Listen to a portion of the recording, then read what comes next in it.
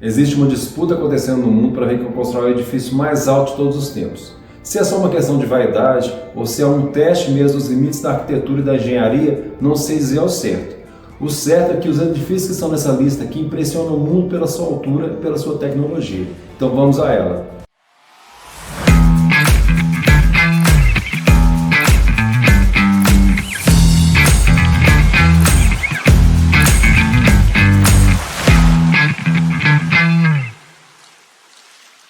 Meu nome é Marco Aurélio, sou arquiteto e este é o canal Arq. Se você tem interesse em arquitetura, curiosidades de design, de tendências, coisas que não se usa mais, coisas que se usa cada vez mais na arquitetura, ou simplesmente aqueles projetos do tipo DIY ou faça você mesmo, acompanhe o canal, se inscreva. A maioria das pessoas que assistem o canal aqui não são inscritos e não se inscrevem, então faça isso por mim. Também curta o vídeo ao final se você gostar do conteúdo. Então vamos para o vídeo. Vou fazer aqui a lista em ordem crescente de altura. Então o primeiro edifício que eu vou falar é um edifício na China, em Taiwan, para ser mais exato, e ele tem 101 andares de altura, que é o Taipei 101. O Taipei 101 foi o primeiro edifício a ultrapassar a barreira de 500 metros de altura, isso mesmo, meio quilômetro. Então o Taipei 101, como o nome mesmo já diz, tem 101 andares e mais de 500 metros de altura.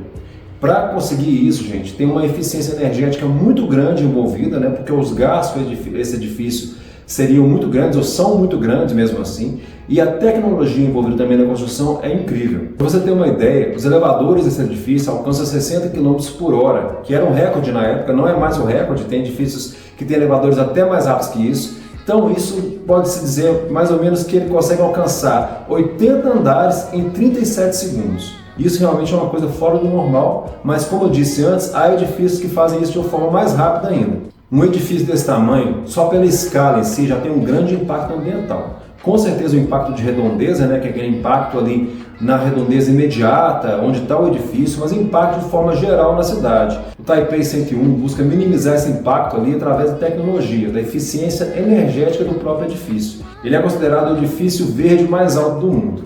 Apesar de eu não ser um grande fã de como ficou mesmo a cara do edifício, eu respeito muito a forma que ele foi concebido, porque ele foi inspirado naqueles pagodes chineses. Os pagodes, tem no Japão, tem na China, são aquele tipo de prédio tradicional, né, que tem aquela arquitetura muito interessante, muito tradicional mesmo, que está ali há milhares e milhares de anos. Então eu acho bem importante você resgatar isso na arquitetura, né? Se você puder fazer uma releitura disso, eu acho interessante. Só que eu acho que a releitura que foi feita ali não ficou tão legal assim para se ver. Isso é a minha opinião. Uma coisa interessante do design do Taipei 101, que foi feito ali sendo o edifício mais alto do mundo na época, é a questão do peso versus a resistência dele contra os ventos. Porque antigamente não havia uma preocupação tão grande assim com os ventos no edifício, porque o edifício era feito com muito concreto, muito aço, então o peso próprio do edifício já era suficiente para ele poder ali combater as cargas de vento. O Taipei 101 já vem com a tecnologia nova. Ele tem muito peso próprio, mas ele é bem mais leve comparativamente com outros edifícios, né? Se você considerar um edifício da mesma altura, feito numa tecnologia mais antiga, ele seria muito mais pesado. Então ele tem outro tipo de tecnologia, um outro tipo de desenho para poder combater mesmo essas cargas de vento. Um comparativo que você pode fazer é do Taipei 101 com o Empire State Building, por exemplo, em Nova York. O Empire State Building em Nova York, ele é rígido, ele não tem muita oscilação com o vento. Já o Taipei 101, ele é mais flexível. Então, o jeito dele combater o vento é permitir que o vento passe com mais facilidade, que ele não seja uma barreira tão grande assim contra o vento. Então, ele vai mesmo ter uma oscilação, né? Conforme o vento vai batendo, conforme tem carga de vento sobre ele. O Empire State Building, que é muito pesado, ele fica no lugar e oscila muito pouco, apesar de oscilar um pouquinho também. A região que foi construído o Taipei 101, ela é uma região sujeita a ventos muito fortes. Então, para você ter uma ideia, ele foi feito com a possibilidade de resistir a carga de vento de até 150 km por hora. Para você fazer um comparativo aí, uma carga de 100 km por hora, por exemplo, já é suficiente para tombar uma locomotiva.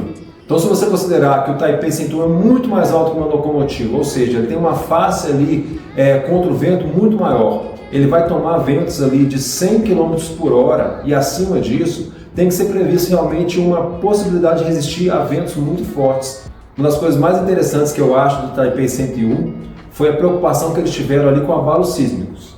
A região ali, além das cargas de vento, ela está propensa a abalos sísmicos. Então esse edifício teve uma preocupação ímpar com esse tipo de fenômeno. Então o que foi feito nesse edifício foi aplicar uma teoria que já é antiga, que é a teoria do pêndulo. Então você tem ali basicamente nos andares mais elevados do edifício, você tem uma grande estrutura pendular que faz com que o edifício volte para a posição neutra, que combata ali aquela carga de vento ou abalo sísmico. Então basicamente, se tem uma carga de vento muito forte, um abalo sísmico, o edifício tende a tombar para um lado. E com esse grande pêndulo que tem um peso muito grande, ele tende a fazer o caminho inverso. Então, enquanto o edifício, por exemplo, está indo para a esquerda, o pêndulo está indo para a direita e trazendo o edifício de volta para um ponto neutro ali. Não é genial essa solução? É uma solução antiga, mas que foi aplicada pela primeira vez no edifício no Taipei 101. Continuando na China ainda, nós vamos falar do Chinazun. Chinazun é um edifício de 528 metros de altura. Ele tem 109 andares. E o nome Chinazun é bem interessante também, assim como o Taipei 101, porque ele também honra as tradições da região. O Zun é um tipo de recipiente para vinho que é muito típico e muito tradicional na China. E o edifício se inspirou nele. Vou colocar uma foto aí do frasco para vocês compararem com o edifício, para vocês verem como é que foi uma releitura de sucesso ali. Esse edifício tem uso misto, então ele tem apartamentos, ele tem escritórios, ele tem shopping, ele tem jardins elevados, tem muita coisa acontecendo ali, não há falta de espaço, né? Outra coisa interessante sobre o Chinazun é que pode ser que ele continue sendo para sempre o maior edifício de Pequim. Porque depois da construção do Chinazun, preocupado às vezes com o impacto que esse tipo de construção tem, o governo chinês limitou ali, né, o governo local ali de Pequim pelo menos, limitou a altura dos edifícios ali naquela região em 180 metros. Justamente para preservar ali, né, a vizinhança, aquela referência de altura ali que tem um impacto muito grande ambiental. No Chinazun, a ideia inicial era usar o máximo de materiais naturais possíveis, mas isso mudou ao longo do tempo. Porque quando eles foram calcular o peso que teria, por exemplo, o uso de mármore, que eles utilizariam o mármore em grande parte do revestimento, o peso financeiro também e a praticidade de se usar mármore, já que não dá para fazer painéis tão grandes assim com mármore, eles mudaram de ideia. Então eles mudaram para usar painéis laminados, que tem uma redução de preço de mais ou menos 30% em relação ao mármore, além de ser muito mais leves e de você poder fazer painéis muito mais altos, muito maiores mesmo que o mármore, então isso deu uma velocidade de construção e uma redução de custo muito maior. Além do que você precisaria ter uma jazida enorme de mármore para poder fornecer mármore para um edifício desse tamanho. Uma outra coisa interessante do Chinazun é que eles tiveram um problema inesperado ali, que foi a construção de um mirante muito alto no edifício. Isso causou problemas com o governo local. Esse mirante dá uma possibilidade de ver tão longe que o governo se preocupou ali com a possibilidade de pessoas estarem observando edifícios governamentais mesmo. Com um binóculo comum você conseguiria olhar dentro de vários edifícios, às vezes atividades estavam acontecendo ali. Isso preocupou muito o governo da China, que acabou tomando controle ali desse andar de mirante do edifício. Bom, ainda sem sair da China, né, porque a China é uma potência mesmo em grandes edifícios, a gente tem o Tianjin CTF Center. Ele ficou pronto em 2019, ele tem 530 metros de altura e 97 andares. É interessante observar que apesar dele ter um desenho ali, uma cara muito moderna, ele obedece àquela lógica ali de fazer uma base alargada e diminuindo conforme ele vai aumentando de altura. Então isso é uma coisa muito básica mesmo, né, sem fazer um trocadilho aqui, que você tem uma base alargada, você ajuda muito no seu próprio equilíbrio, né? A mesma coisa que uma pessoa, você está com as pernas mais abertas, você tem mais equilíbrio se você estiver com os pés juntos. Então isso vale também para as estruturas. Isso foi o que eles aplicaram aqui. Basicamente esse prédio foi feito com 8 pilares, né, que eles seguem ali a curvatura mesmo do prédio, eles se unem na parte de cima. Isso ajuda a combater os abalos sísmicos da região. Outra coisa que você pode observar ali no desenho do prédio, né, pelas fotos, é que ele não tem quinas vivas, né? Ele tem curvatura até nas extremidades. Isso ajuda muito a combater os efeitos do vento. As cargas de vento são muito fortes, especialmente um prédio tão alto assim como eu falei antes. Então se você tem esse tipo de forma, combate melhor ou lida melhor com as cargas de vento. Uma coisa que é marcante do Tianjin é que ele começa ali com uma forma quadrada, que é a forma mais comum que tem para edifícios, e ele vai ficando mais interessante conforme ele vai subindo. Se você pensou ali no foguete, você está certo. Ele foi mais ou menos inspirado como um foguete mesmo, ele parece um pouco com um foguete. Ele fica mais interessante conforme ele sobe, até porque isso permite a reflexão da luz de formas diferentes. Então você tem várias cores refletidas ali a partir da fachada do edifício. À noite é um espetáculo de luzes esse edifício, é um destaque, né? Não só pelo tamanho, mas pela variação de luzes que há nele. Bom, saindo um pouquinho aqui da China, a gente vai para os Estados Unidos, onde em Nova York tem o One World Trade Center. O One World Trade Center foi feito ali no lugar onde antes existia o World Trade Center, né, que foi ali alvo de ataques terroristas em 2001, né, o famoso 11 de setembro de 2001. Então esse edifício, além de ter importância na arquitetura, na construção, ele também tem importância histórica no mundo, né? Ele tem 541 metros e 94 andares, tendo 5 andares subterrâneos. Para você ter ideia da grandeza desse projeto, esse edifício tem 73 elevadores. E eu vou te dar um spoiler aqui já, esse não é o edifício que tem mais elevadores aqui dessa lista. Traduzindo ali para pés, né, que é a unidade de medida que eles usam nos Estados Unidos mesmo, ele tem 1.776 pés, que foi ali uma homenagem mesmo à independência americana. Se você reparar na fachada desse edifício, ele é feito ali de 8 triângulos isósceles, que são colocados ali um invertido em relação ao outro, formando ali a fachada, né, octogonal desse edifício. Com todo o histórico desse edifício, ele tem uma preocupação ímpar ali, diferente de todos os outros edifícios. Ele é formado ali até os 56 metros de altura, ele é formado com concreto quase que puro, né? Tem o revestimento da fachada, mas sob ele tem uma base de concreto que ela é sem janelas, justamente para evitar ataques terroristas ali ao nível do solo. Como era de se esperar, esse edifício tem uma preocupação muito maior com a questão de ataques terroristas, né? Com a segurança mesmo. Então, além dessa base de até 56 metros, não ter janelas, ele tem paredes ali nas caixas de elevadores de 91 centímetros de espessura. Realmente é para proteger mesmo, se acontecer algum ataque, alguma coisa difícil, que as pessoas tenham segurança por mais tempo. Além disso, há escadas ali que são pressurizadas e ventiladas à parte, né, contra ataques químicos, ataques biológicos, ali, para os bombeiros utilizarem em caso de emergência. Basicamente, esse edifício é feito ali por um miolo de concreto cercado de estrutura metálica. Então você tem esse miolo ali que dá uma proteção a mais, com essas paredes muito espessas mesmo, né, que tem a separação ali entre elevadores de uso, entre escadas de uso e escadas de emergência, né? Como eu falei, elas têm filtros especiais ali para ataques biológicos, ataques químicos. Então a preocupação do World Trade Center com segurança pode-se dizer que é a maior dos edifícios dessa lista aqui. Uma curiosidade sobre esse edifício é que ele não estaria nessa lista aqui dos 10 edifícios mais altos do mundo se não fosse a grande antena que eles instalaram nele. O fato é que ele perderia até mesmo para o 432 Park Avenue que tem lá em Nova York, que é mais alto que ele no corpo do edifício, mas com essa antena ultrapassa o 432 Park Avenue e se torna um dos 10 mais altos do mundo. Na Coreia, em Seul, para ser mais específico, você tem lá o Lotte World Trade Center. O Lotte World Trade Center, como todos aqui da lista, tem mais de 500 metros de altura, 555 para ser mais exatos, e 123 andares. Ele conta com 61 elevadores de alta velocidade. Ele não é tão diferente assim de outros edifícios, como Tianjin, que eu falei antes ali na China. Então, basicamente, ele segue aquele currículo ali, aquela tendência dos edifícios ultramodernos e ultra altos que estão aqui nessa lista. A diferenciação ali tecnológica não é tão grande e ele tem na fachada dele realmente um parentesco ali, vamos dizer, com o Tianjin na China. Mais um arranha-céu chinês aqui para a lista.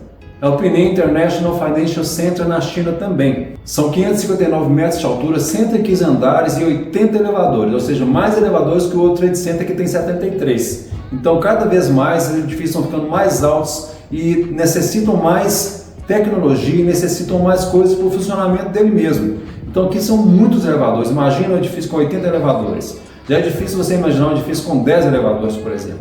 80 é realmente uma coisa assim de outro mundo, né? Pelo menos de outro continente.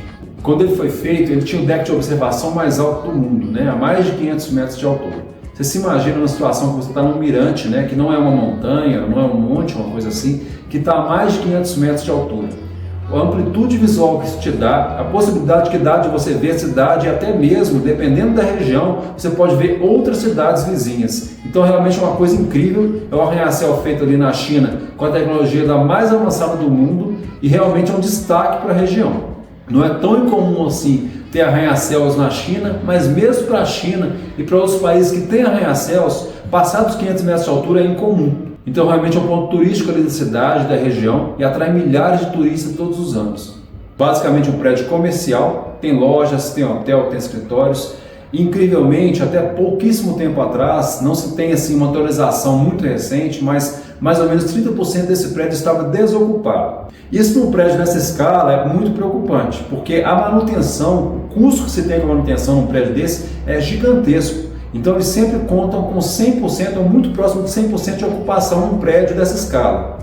Adivinha de onde que é o próximo edifício que eu vou falar? Da China também. Então nem todos os edifícios que estão nessa lista aqui são da China, mas muitos estão, né? Então esse aqui é o Guangzhou Tower ou Canton Tower, que também fica ali na China e ele ultrapassa os 600 metros de altura. Ele foi terminado em 2010, ele tem exatamente 604 metros de altura. Foi feito concurso para eleger o nome que teria esse edifício e o vencedor foi Haixin Tower. O nome Haixin significa mais ou menos mente do oceano, alguma coisa desse tipo. Só que os moradores locais acharam que isso tinha pouco a ver ali com a região e quiseram que trocasse o nome. Então eles não chamam aquele edifício de Haixin Tower. Os locais ali se referem ao edifício por vários apelidos. Um deles é Cintura Fina, que eu acho que tem muito a ver mesmo com o design do edifício. Uma das coisas mais interessantes desse edifício, além do design mesmo, da cara do edifício, é a forma que ele foi feito.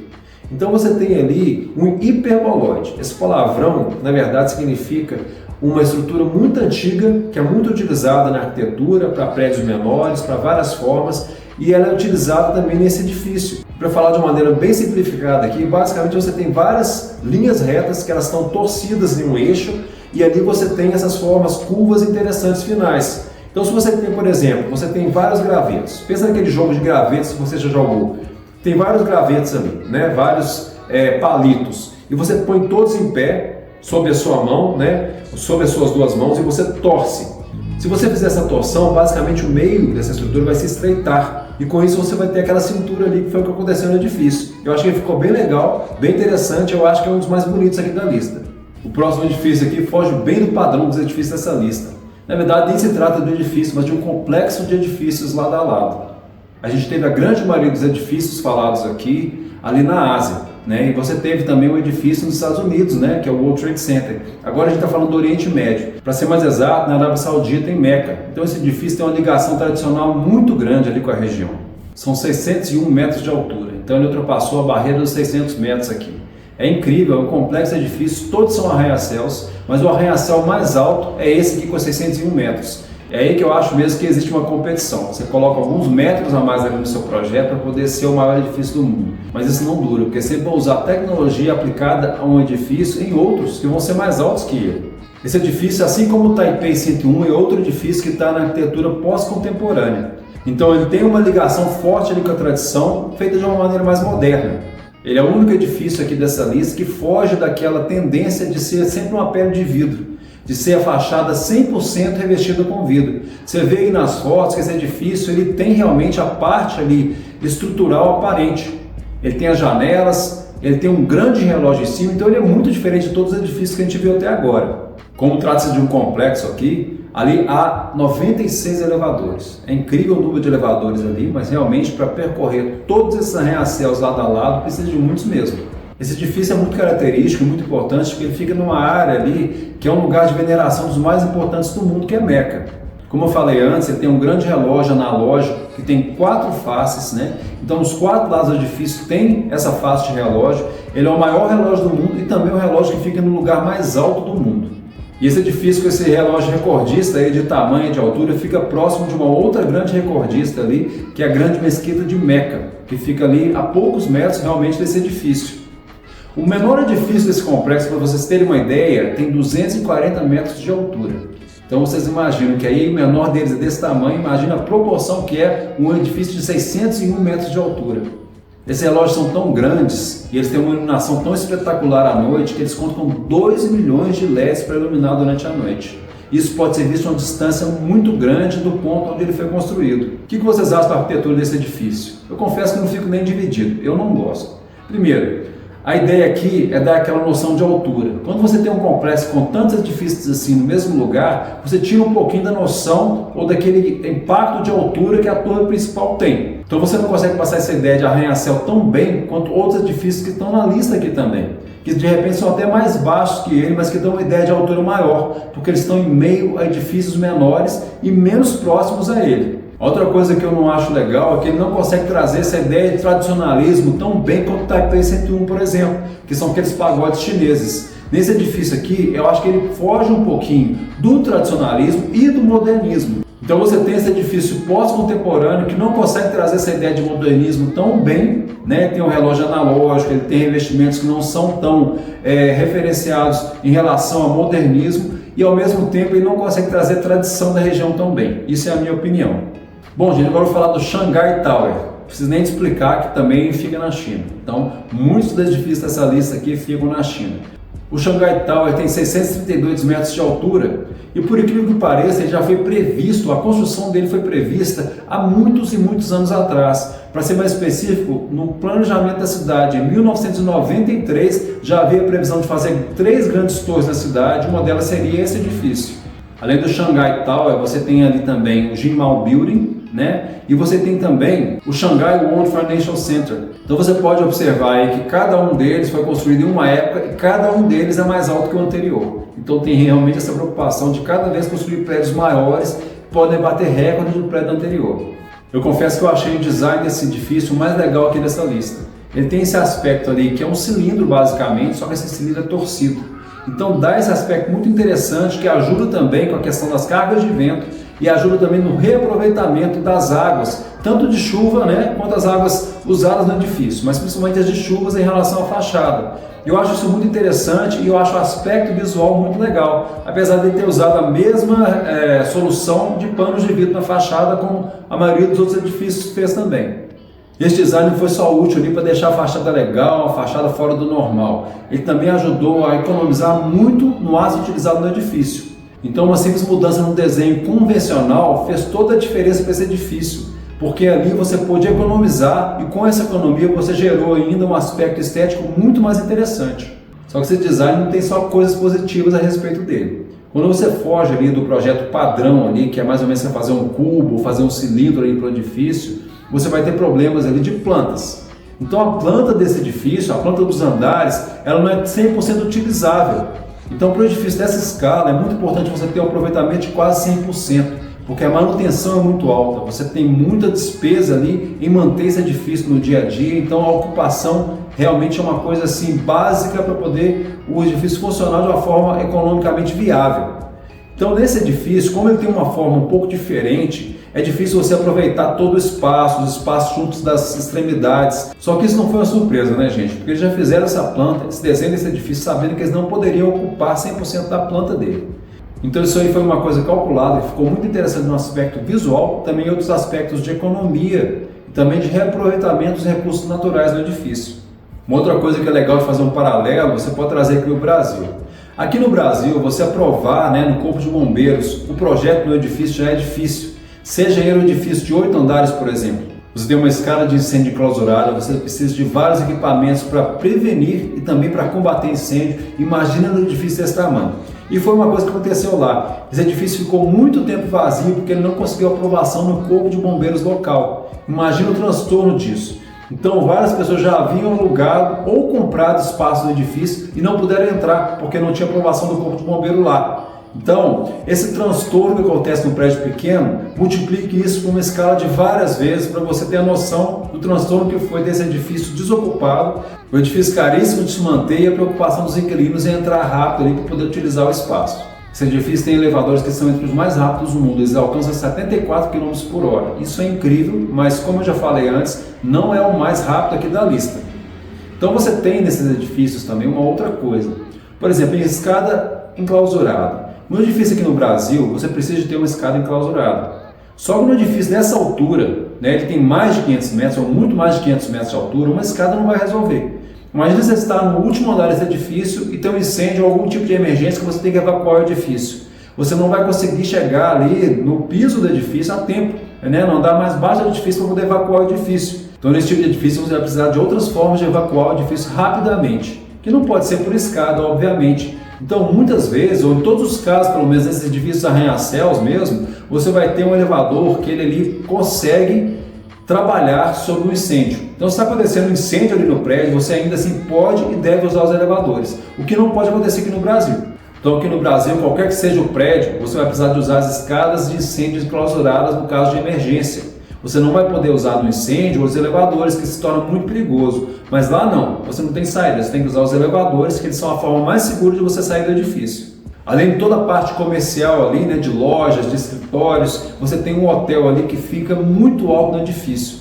Esse hotel fica no 120º andar. Então são 120 andares até chegar no hotel. Então é muito legal, imagina você hospedado num hotel desse, você tem a vista que você vai ter de toda a cidade, mais que a cidade provavelmente, né, porque o alcance visual é muito grande, deve ser uma experiência única. Gostaria muito de ter essa experiência um dia na minha vida, quem sabe eu chego lá ainda. Gente, para vocês terem uma ideia, esse edifício abriga mais ou menos 16 mil pessoas por dia. Isso é mais que muitos municípios no Brasil. Então vamos finalmente falar do último edifício aqui nessa lista dos edifícios construídos, que são os mais altos do mundo. Estou falando aqui de edifícios construídos, então aguarda porque tem uma surpresinha aqui no final. Estou falando do Burj Khalifa. O Burj Khalifa fica nos Emirados Árabes e tem incríveis 830 metros de altura. É um salto de quase 200 metros em relação ao segundo lugar. Então realmente, gente, qual que é o limite? Falar que o céu é o limite hoje em dia é pouco, porque esses edifícios já chegaram até o céu, concorda? Então, gente, Burj Khalifa tem 830 metros de altura e ele não vai ser o maior edifício do mundo por tanto tempo assim, como vocês podem imaginar. Sempre estão buscando fazer edifícios mais altos, com tecnologias mais avançadas para conseguir fazer uma coisa mais impressionante ainda. Realmente é uma corrida e o Burj Khalifa, no momento, está no topo dessa corrida. Eu acho um prédio bem interessante, ele faz referência com a arquitetura local, isso eu acho sempre positivo, né? Você fazer ali uma reverência mesmo, a arquitetura praticada naquele lugar que você está construindo, então isso é a parte legal do edifício. Ele faz uma relação direta com a mesquita de Samarra, que é uma mesquita impressionante com 52 metros de altura. Fica mais impressionante ainda você pensar que essa mesquita foi feita em 851 d.C. Então, nessa época, a tecnologia que havia é muito impressionante você conseguir fazer uma estrutura desse tamanho, uma estrutura utilizável desse tamanho. Porque uma coisa é você fazer simplesmente uma torre que não é habitada. Agora, você fazer uma mesquita dessa altura realmente é uma coisa assim, louvar assim, sem querer fazer um trocadilho, para a época que foi feita. A planta do Burj Khalifa, aqui no caso, ela é feita na forma de Y, que é uma forma muito eficiente de se aproveitar o espaço também estruturalmente. Isso não está presente só nesse edifício, está presente em vários edifícios e arranha-céus notadamente no mundo. Então esse Y ajuda muito a estrutura a ficar estável, né? É como se você tivesse ali um pé de galinha, vamos dizer assim, que é uma estrutura que te dá realmente um equilíbrio muito grande. E com essas três derivações em relação ao eixo, você tem uma forma de ocupação muito eficiente do edifício. Esse edifício também tem uma inspiração muito forte em um edifício que foi feito em Seul, que é um edifício muito alto também, que é a Tower Palace 3. Essa Tower Palace Center em Seul, ela é um edifício 100% comercial, como é o plano inicial ali do Burj Khalifa. No início era para ser só residências no Burj Khalifa, mas isso acabou mudando durante o tempo. Outra coisa interessante do design desse edifício, que é interessante não só estruturalmente, mas também no aspecto arquitetônico, é que ele vai gradualmente diminuindo de tamanho. Isso possibilita que ele tenha aqueles terraços elevados. Imagina um edifício com vários terraços, como é que você pode aproveitar a vista, né? Isso é bastante interessante nesse edifício, eu acho uma coisa muito positiva a respeito dele, que muitos desses edifícios que não têm esses terraços, não têm essas diferenças de planta, não podem ter. Então eu acho muito legal isso. Gente, quem acompanha aqui o canal e quem viu o vídeo, que há 2 vídeos atrás, vale a pena ver, eu vou colocar aqui em cima inclusive, eu falei sobre a Torre Eiffel. A Torre Eiffel, ela é muito alta, ela tem uma oscilação de mais ou menos 64 centímetros com os ventos. Ou seja, o topo da Torre Eiffel oscila em 64 centímetros para um lado ou para o outro. Então você tem ali uma oscilação muito grande, certo? Imagina um edifício desse tamanho. O Burj Khalifa oscila 1,5 metro na sua ponta. Ou seja, o ponto mais alto dele tem uma oscilação que chega a 1,5 metro de um lado ao outro. Isso é muito interessante, mas também é necessário. O edifício dessa altura não tem como ser simplesmente rígido, né? Ficar estático no lugar. Então ele vai oscilando e isso meio que dança ali com os ventos e com isso ele se mantém em pé. Então é importante que você tenha também alguma flexibilidade no edifício. Esse edifício conta com elevadores de 2 andares para levar mais gente. Então ele consegue levar mais ou menos 28 pessoas por vez. Além disso, eles pensaram no início em fazer elevadores de 3 andares e acabaram desistindo da ideia. É muito interessante isso porque ali você tem 2 níveis no elevador. Então realmente isso é uma coisa feita para o edifício que tem que ser muito alto mesmo, né? Uma coisa interessante desse edifício, além de ser o mais alto do mundo, é que ele está ali no livro do Guinness também, por ter a fonte coreografada maior do mundo. Então você tem uma fonte ali, né, no solo mesmo do edifício, que é gigantesca e é muito bem iluminada, então assim, é um espetáculo à parte. Se você vai aos Emirados Árabes e por alguma razão você não pode subir o edifício, vale a pena você visitar essa fonte. Essa fonte é muito iluminada, ela tem um espetáculo de cores e de formas também, então é uma coisa que vale a pena ver de perto. Outra coisa impressionante é que se você subir no deck de observação desse edifício, que é o mais alto do mundo, né, o deck de observação do Burj Khalifa, você consegue enxergar 153 quilômetros à frente. Então se você está ali, você consegue ver o país vizinho que é o Irã, né? As costas do Irã você pode enxergar através do deck de observação ali do Burj Khalifa. Impressionante, né? Gente, eu quero a opinião de vocês. O que vocês acham dessa tendência em fazer edifícios cada vez mais altos? Esses arranha-céus que são muito impressionantes mesmo. Eu tenho uma opinião dividida. Na verdade, eu tenho uma opinião sobre um aspecto e uma outra opinião sobre outro aspecto. Eu acho muito interessante no sentido de você poder renovar as tecnologias. Para fazer um edifício desse, sempre você vai precisar de utilizar uma tecnologia nova. Eles sempre estão fazendo um edifício mais novo que o outro, então estruturalmente você tem que avançar. Você tem que avançar também nas técnicas de fazer o projeto arquitetônico, né, para que seja um edifício funcional, seja um edifício que agrada e que seja um edifício que as pessoas se sintam bem, o que não é fácil para um edifício nessa escala. Aí eu entro no segundo aspecto da questão. O segundo aspecto é que um edifício desse tamanho você pede a escala arquitetônica que está relacionada à pessoa, ao ser humano. Então, no edifício ali de 500, 600, 800 metros de altura, você perde completamente a escala humana. O que significa isso? Por exemplo, a convivência é muito importante do ser humano, né? Óbvio, a gente vive numa sociedade, a gente vive em várias sociedades, na verdade. Quando você tem um edifício dessa altura, você tem pessoas, uma empilhada sobre a outra. Então, você não tem aquela interação que você teria ali numa pequena cidade. Uma pequena cidade, você tem só casa, tem prédios menores, as pessoas circulam mais ali pelas ruas, você tem uma interação maior, você tem uma relação maior entre a estrutura que você tem num edifício, ou numa casa, ou num prédio, com a pessoa. Então a interação realmente é muito importante na arquitetura. Quando você faz esse edifício, que é muito impressionante mesmo, como o Burj Khalifa, em termos de tecnologia, em termos de grandiosidade, você perde outras coisas, né, por outro lado. Você tem ali uma convivência menor entre as pessoas. Se você está no mesmo andar, você vai ter uma convivência com aquelas pessoas ali, mas fora isso, você não vai ter convivência quase nenhuma. Até porque você sai daquele edifício ali de carro normalmente. Você não tem nenhuma interação. Então você tem vizinhos ali que você nunca vai conhecer no edifício desse tamanho, por exemplo. Vocês acham que vai parar por aí? Não vai. Já está em construção o Jeddah Tower na Arábia Saudita. O Jeddah Tower vai ter mais de 1 km de altura. O Burj Khalifa teve um salto de quase 200 metros em relação ao recorde anterior. Esse vai ter um salto de mais de 300 metros em relação ao Burj Khalifa.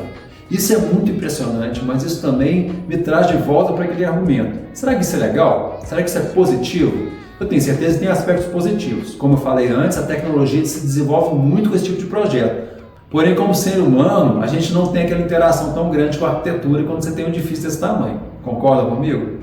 No Brasil, os maiores edifícios ficam em Balneário Camboriú. A maioria dos edifícios maiores do Brasil estão lá.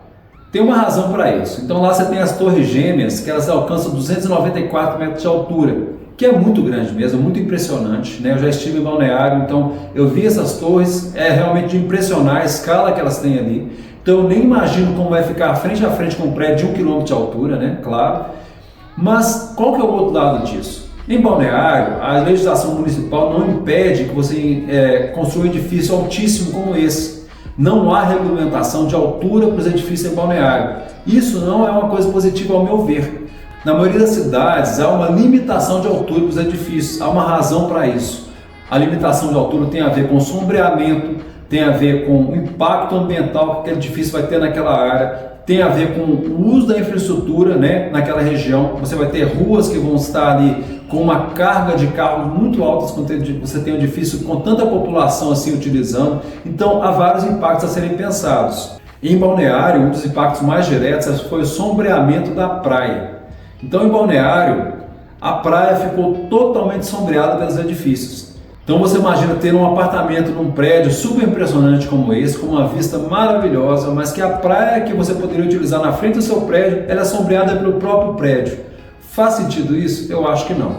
Foi até feito um grande aterro em Balneário, que aumentou mais ou menos 100 metros essa praia, né? Fizeram um aterro gigantesco lá para poder diminuir o impacto dos prédios grandes. Mas como ainda não há legislação municipal que impeça que façam prédios cada vez mais altos, o problema vai persistir. Daqui a pouco estão fazendo aqui um edifício de 500 metros, ou uma coisa desse tipo assim, e o sombreamento vai acontecer novamente sobre a praia. Então eu não acho positivo. Eu acho que você vai ter um projeto assim, você tem que pensar muito bem na área em que esse projeto vai ser instalado. Então, lá em Balneário, você tem uma cidade muito legal, muito bonita mesmo, agradável.